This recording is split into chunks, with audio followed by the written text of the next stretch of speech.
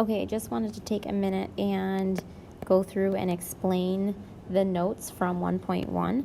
So it's really important that we are always writing down our goal, and today's goal is to define the real number sets and its properties.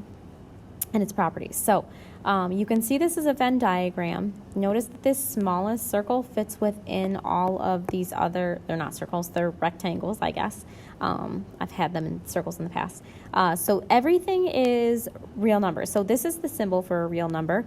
The real number set is this entire large box. Now it's separated here by this line right here, and it's in two parts. There are rational numbers and irrational numbers, and there are rational numbers. These do not overlap. So if they fit in one, they are not part of the other one. Okay, so irrational numbers do not fit within rational numbers. Okay, rational numbers is going to be the largest set over here, and then they get down more specific, so we'll talk about those. One thing I always say is if you asked a 5-year-old to count, how would they count? They would count 1, 2, 3, 4, 5. That's naturally how we count, so that's how I always remember what are natural numbers. It's naturally how we count. The symbol for it is an N with an additional line there. These are just counting numbers, so that would be your definition, would be the counting numbers. Your examples are numbers like 1, 2, 3, and so on. When you move to a whole number, I think about if I were to dig a hole in the ground, what shape would it be?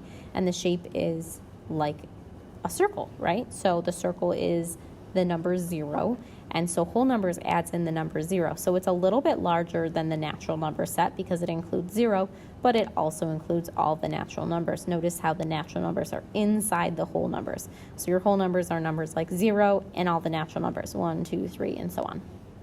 When you get to integers, then you're going to add more numbers. So see how this box is larger. It includes all the whole numbers, all the natural numbers, but it also has more numbers than just those. These are your positive and negative counting numbers. So not only do you have 0, 1, 2, 3, but you go in the opposite direction, -1, -2, -3, and so on. I should have a ... there. Let me add that for you.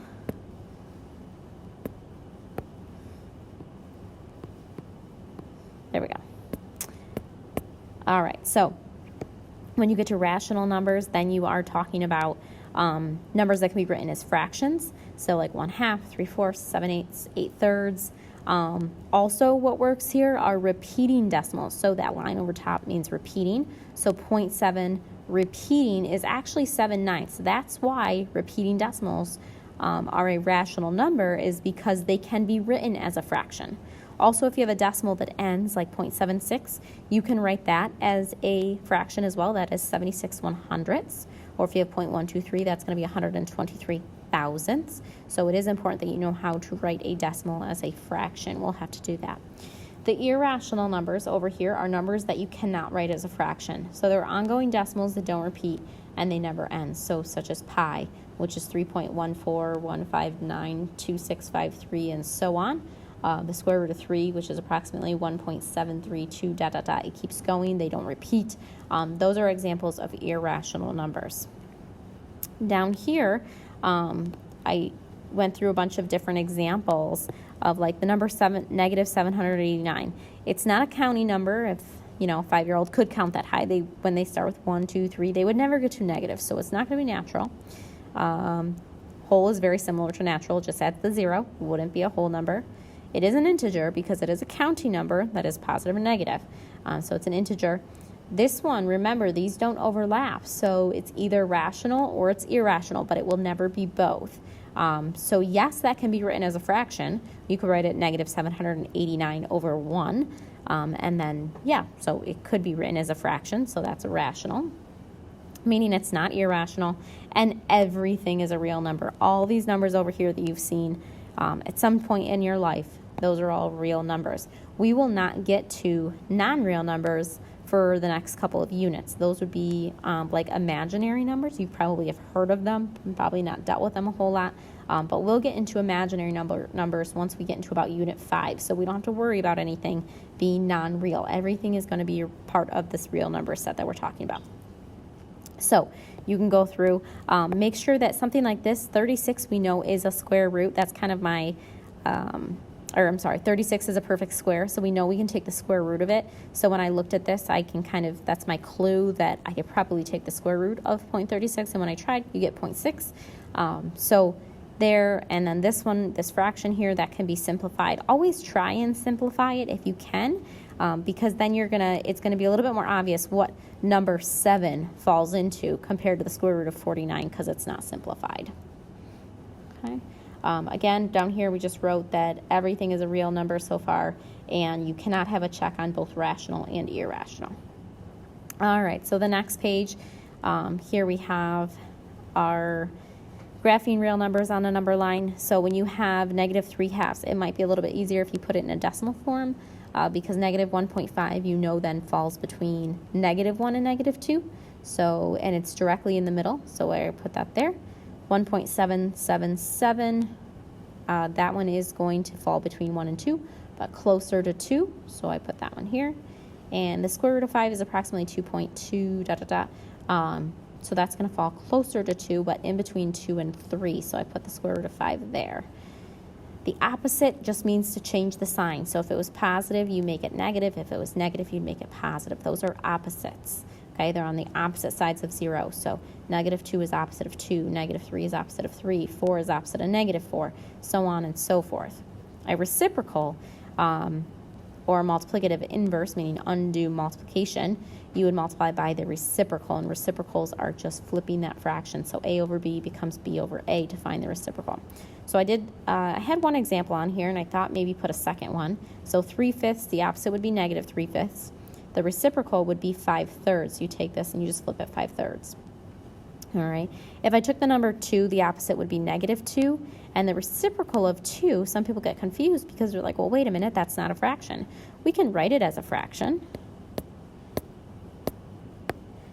All you would do is write it over 1, and 2 over 1 becomes 1 over 2 when we go to find the reciprocal.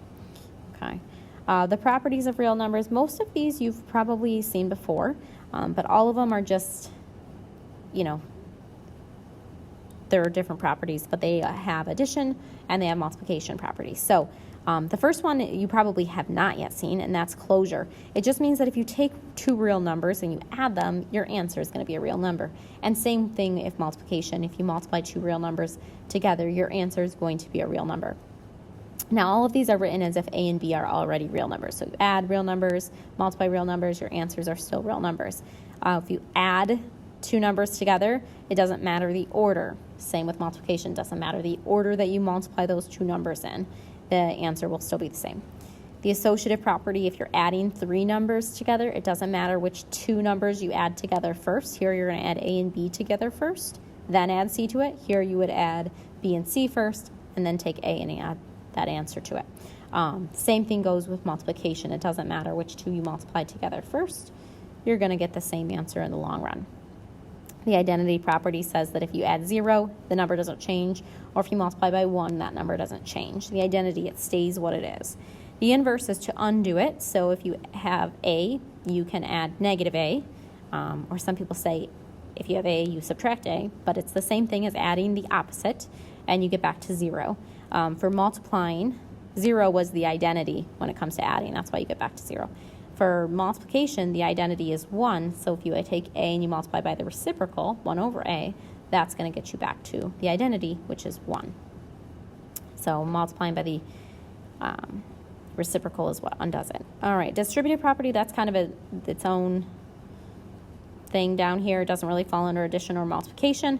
But the distributive property just says that if you have a number outside and two things adding together, you have to distribute A to both B and C. So you'd have A times B plus A times C. That's something that should look familiar as well. Which property are illustrated? These are just more examples. So 6 plus -6, so you're adding the opposite. That's adding, so additive. And you're getting back to 0, so it's just here, the inverse, so additive inverse there. What changes from the left to the right here was -4 times 1 becomes just -4. So from here to here, -4 times 1 became -4. The multiplying by 1 is a multiplicative, and it's the identity. So multiplicative identity. And C is very similar to that. 3 plus 0 turns into just 3. It's another identity, but it's the additive identity there. And then this one here, down here, part D, this is it's all adding -5, 2 and -3 together, -5, 2 and -3 together. But they grouped together 2 and -3 here, or they grouped together -5 and 2 here. So that's the additive, that's the associative property there. If you guys have any questions, make sure you guys let me know. One more thing that I wanted to add to this was in the assignment, you have this symbol that we haven't yet talked about, and it looks like this. So for example, what it means is, it means an element of, which just means belongs to what sets. Okay, so for example, I could say 7 is an element of, we know it's a real number. Okay, remember that's the real number symbol. We know that it is rational versus irrational. It would be rational, so that was the Q. We know then going down on that list, so does it fit into those smaller sets? Rational, the next one is integer. So is it a counting number, positive? Yep, so we would say it's an integer. All right. Next, integer goes to whole number, so the 0 plus 1, 2, 3. Yep, it's a whole number. And then the very last one would be the natural number, and would a 5-year-old count 7? They sure would. So it's also a natural number. So 7 is an element of all of these sets. So that is what that symbol means. If you have any questions, let me know. I will do my best to answer them.